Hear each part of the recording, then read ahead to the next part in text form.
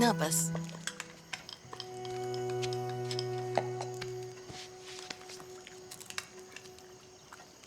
તે કંઈ ખાધું?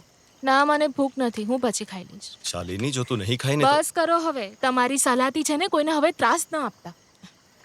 બીજા કોઈના કામમાં ફાચર ના પાડે ત્યાં સુધી એને ઊંઘ નથી આવતી, ખબર છે ને?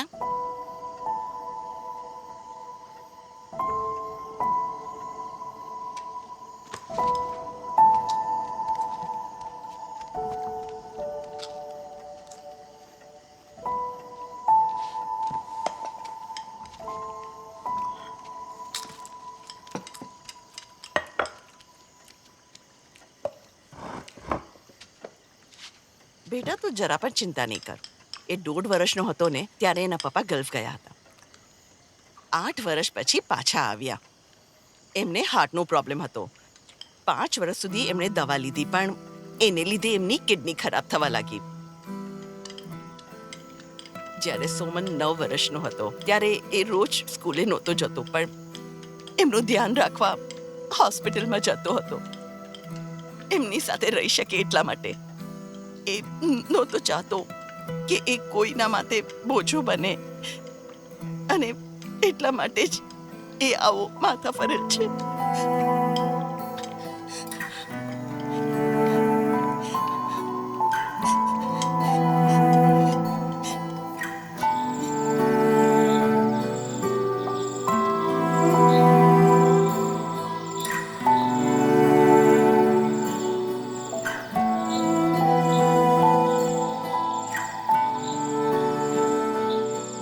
એક પત્ની હંમેશા ઈચ્છતી હોય છે કે એનો પતિ હંમેશા એની સાથે રહે.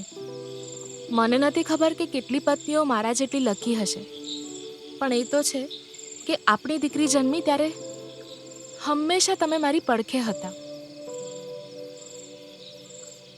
તમને નથી લાગતું કે આપણે મિનીને મળવું જોઈએ?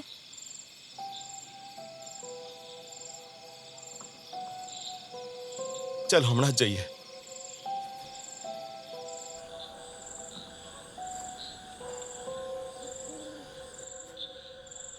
પોલીસ ફરિયાદ વિશે મને ખૂબ મોડેથી ખબર પડી. એ બધું ભૂલી જા મિની.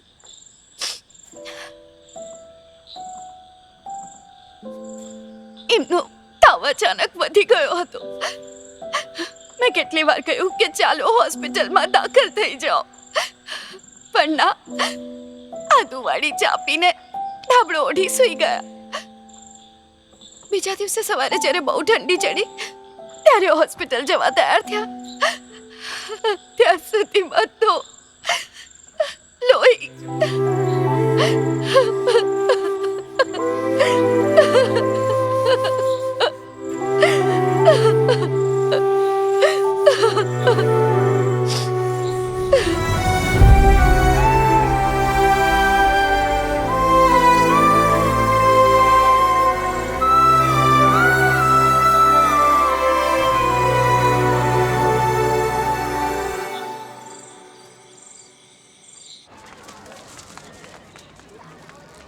મેમ, હેપી બર્થડે બેટા. Thank you ma'am.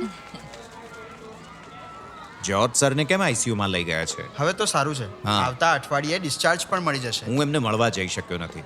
Visitors allowed તો છે ને? હા, અલાઉડ છે sir. Sir, hi, happy birthday બેટા. Thank you sir. Happy birthday બેટા. Thank you ma'am. Happy birthday. Thank you sir. અરે સર, શું થયું તમને? શું થાય છે? સર, સર બોલો તો ખરા, શું થયું? એ સરને અચાનક શું થઈ ગયું છે? અરે આ છોકરી શું કરી રહી છે? મને બધું આવડે છે. આ સાહેબને શું થઈ ગયું અચાનક?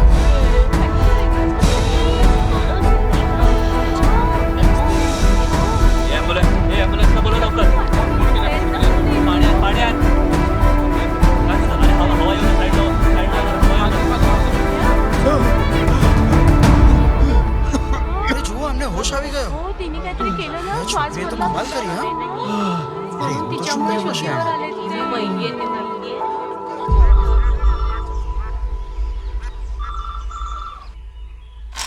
હેલો, હું ઇન્ડિયાની મમ્મી બોલું છું. ઓકે ઠીક છે. ઓકે હું કહી દઈશ એમને. સોમન ક્યાં છે મમ્મી? બહાર ખેતરમાં છે. શું થયું?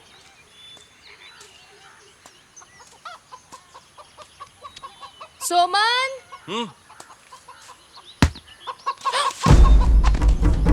મમ્મી સોમન શું થયું?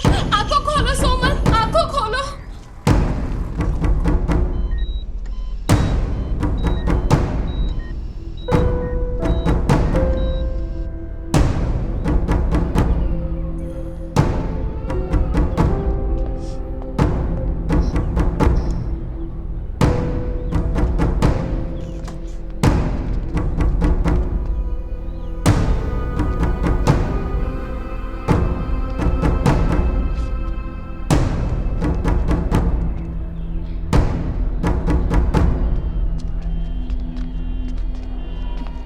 બેટા આ પેપર પર સાઇન કરી આપને. શેના કાગળિયા છે?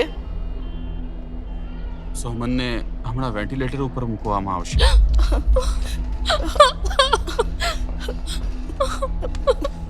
દીકરીનો 10મો જન્મદિવસ છે.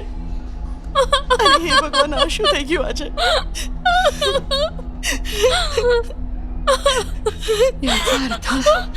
એનો અર્થ એમ છે કે બાળક જ્યારે 10 વર્ષનું થશે ત્યારે એના પિતાજીના જીવ પર જોખમ છે. કદાચ એમનું મૃત્યુ પણ થઈ શકે. એના પિતાનું મૃત્યુ નિશ્ચિત છે.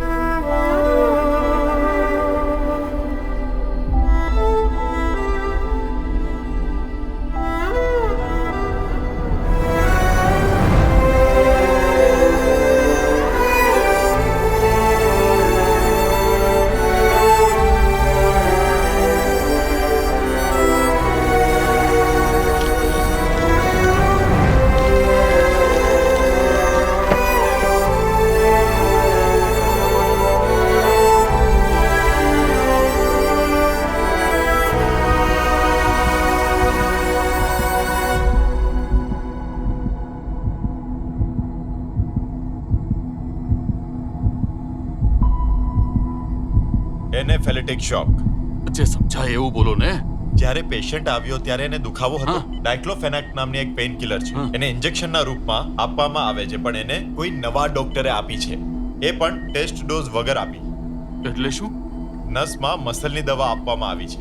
ઓહ, MBBS પાસ કર્યા વગર કોઈ પૈસાની લાલચમાં આવીને ડોક્ટર આવું કામ કરે એમાં કોઈ આશ્ચર્ય નથી. આ બહુ ખરાબ થયું. આ તો બહુ ભયંકર પરિણામ છે. પણ હવે કરીશું શું? ઓહો. અરે પેલો બતકવાળો એક રોગ હતો ને, એનું નામ શું છે? H5N1. બર્ડ ફ્લૂ ને? હું સમજી ગયો છું. આ જ વાત બોલવાની છે. આને બર્ડ ફ્લૂ થયો. બસ મારી સાથે રહેજે, બાકી હું જોઈ લઈશ. પણ એના માટે તો વાયરોલોજીની લેબમાંથી રિપોર્ટ જોઈશે ને. ઓહ, આટલા નાનકડા ગામમાં કોઈ પણ કાગળિયા વગર આટલી મોટી હોસ્પિટલ ઊભી કરી દીધી છે. તો શું એક નાનો રિપોર્ટ ના બનાવી શકું કે? મેં સુરન છું, સર્ટિફિકેટ બનાવી દે કે બર્ડ ફ્લૂથી મર્યો છે. સાંભળ, બર્ડ ફ્લૂથી આનું ભયાનક મૃત્યુ થયેલું છે, અને જો એના પરિવારવાળાના રૂવાટા ઊભા થઈ જશે, અને સાચું કહું છું, લોકો ડરી પણ જશે. મજા આવશે. ચાલ આવો.